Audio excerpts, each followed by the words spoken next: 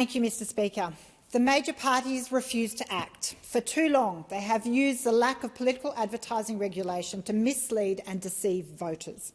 This bill is about a simple principle: protecting voter rights from scams, the same way we protect consumer rights.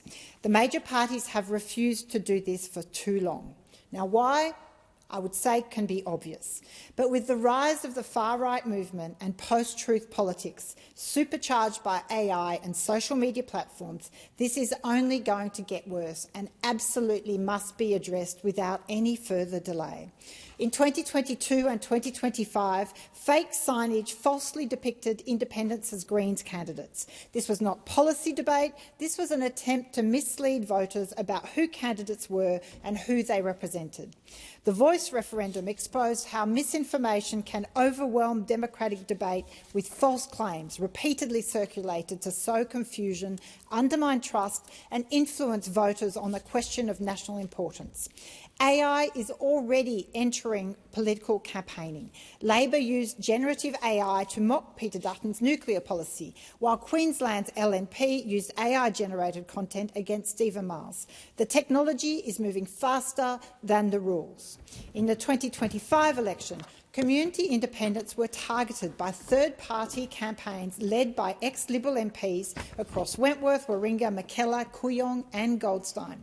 In Goldstein, a mobile billboard depicted the then-independent member emerging from a genie's bottle under the headline "All Smoke." It said she had been questioned by the National Anti-Corruption Commission, even though the National Anti-Corruption Commission had already found that there was no corruption issue. In fact, there were strong inferences that the very referral led by ex-Liberal MP Jason Falinski was in fact politically motivated.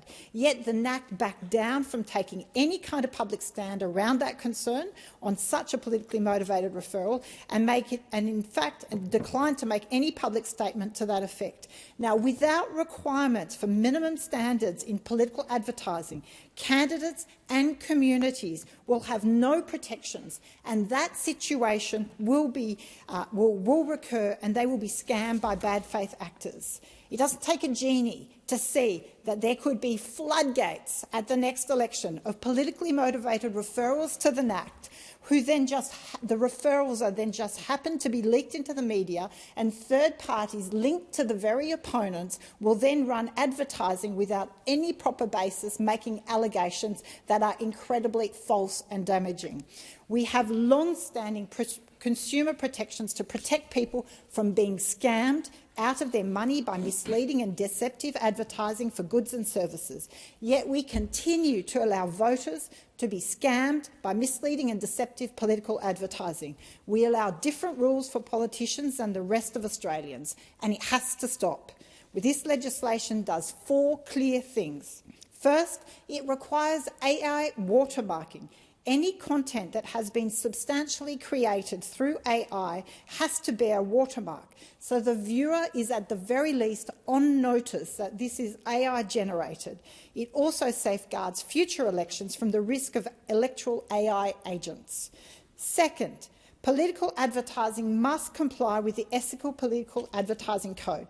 All other consumer advertising has to comply with codes. Political advertising is the only one that is not covered currently. The Political Advertising Code will require political advertising to be truthful and accurate. Claims must not mislead by omission, opinions must be identified as such, and scientific claims should reflect the full body of evidence. Third, this bill creates a Political Advertising Standards Board, separate from the AEC Commissioner, to consider complaints and referrals and to take action. This addresses directly the concerns previously raised by the AEC Commissioner that if the AEC held this power directly, it could undermine confidence in the Commissioner's impartiality. So, I say to the government, we've addressed that excuse. Fourth, it provides that content that is misleading or deceptive will attract criminal consequences and fines.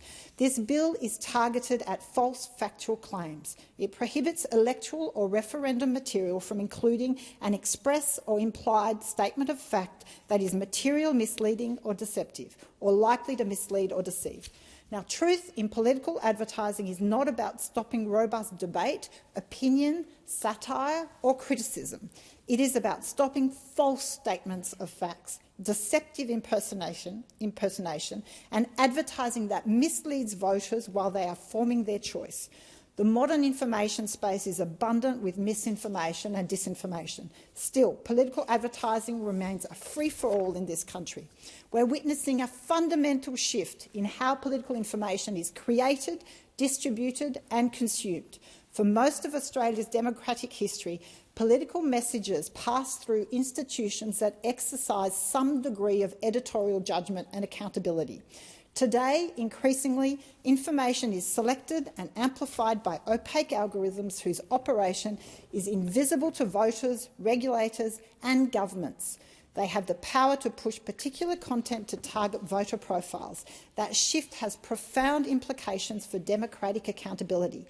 This is a standards-free zone and it urgently needs fixing, so that's why I'm reintroducing this bill. Voters have had enough of this status quo. They know this is happening. Voters are ahead of the government. Recent essential research polling from the Australian Democracy Network found 70% of Australians want truth in political advertising laws, while only 7% oppose them. Australians know the difference between a fierce debate and deliberate deception, and they want Parliament and this government to act. The major parties need to either find the courage to step up and put these guardrails and standards in place, standards that have overwhelming supporters from voters, or the move away from the major parties will continue and communities will keep looking for alternatives. Pre-bunking is currently the only approach available where communities have to be warned of a complete lack of standards and truthful disclosure requirements for any content they receive during election periods or in between. That is appalling. And so I commend this bill to the House, and I thank the member for Bradfield for her support in this legislation. I thank the honourable member. Just before the member for Warringah takes her seat, if you could just be so kind to move the bill now be read a second time. I move that the bill be read a second time. I do thank the honourable member. Is this motion seconded? I second the motion. The member for Bradfield has the call. Thank you, Deputy Speaker. A strong democracy needs a firm foundation in fact, evidence and honesty. So it's for that reason it's a privilege to be speaking today on the need to have truth in political advertising to improve transparency and ban the lies. And I thank and commend the member for Warringah for her tireless work in this area. In the last parliament, the member introduced a bill to establish a truth in political advertising framework for the Commonwealth elections and referendums. The bill she is proposing today makes some very important additions. First, it would introduce a board to oversee the truth in political advertising framework. The board would sit within the Australian Electoral Commission but make independent decisions, be led by experts and be capable of investigating breaches of the law. Second, it would create an enforceable ethical political advertising code to ensure that ads aren't peppered with disinformation and lies, that scientific claims reflect the evidence, and opinions are not presented as fact. And third, and very importantly, it responds to the rise of AI by requiring all ads to disclose when they use AI-generated visual or audio content. We are already seeing malicious actors use AI to disrupt democratic processes. The ABC found 370 fake Australian political messages in just 1 week across 14 foreign-run Facebook accounts. And in the 2024 US election, AI voice agents were used to call citizens and tell them not to vote. We need to inoculate our political process and our democracy from these risks. And it's shocking that as a politician, I could run ads tomorrow that have no bearing to the truth and face next to no consequences. It just doesn't make sense. Most Aussies agree. 70% of voters support laws to require claims in political advertising to be accurate and truthful, according to a poll commissioned by the Australian Democracy Network. And why wouldn't they?